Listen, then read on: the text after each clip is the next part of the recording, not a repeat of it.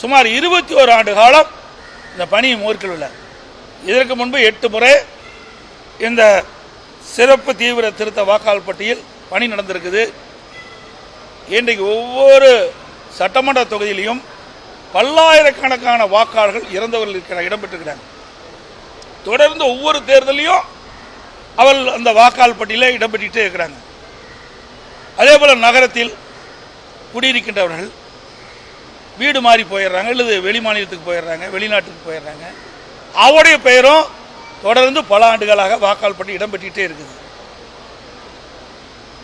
இப்படி முறைகேடாக இருக்கின்ற இந்த வாக்காளர்கள் எல்லாம் விடுவிக்கப்பட்டு தகுதியான வாக்காளர்களை வாக்காளர் பட்டியலில் இடம்பெற வேண்டும் என்ற அடிப்படையில் தான் எஸ்ஐஆர் பணி முக்கியம், எஸ்ஐஆர் முக்கியம்.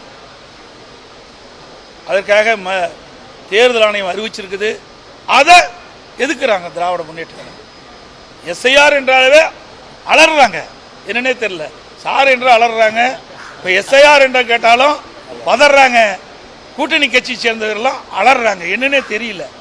இதில் என்ன தவறு இருக்குது? காலம் போதாதுங்கிறாங்க. 1 மாத காலம் கொடுத்துருக்குறாங்க.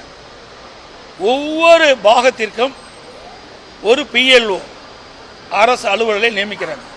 அவள் வீடு வீடாக கொண்டு போய் அந்த படிவத்தை கொடுத்து பிறகு படிவம் பூர்த்தி செய்யப்பட்டு அதை திரும்ப பெற்று சம்பந்தப்பட்ட அதிகாரிக்கு ஒப்படைக்கிறாங்க.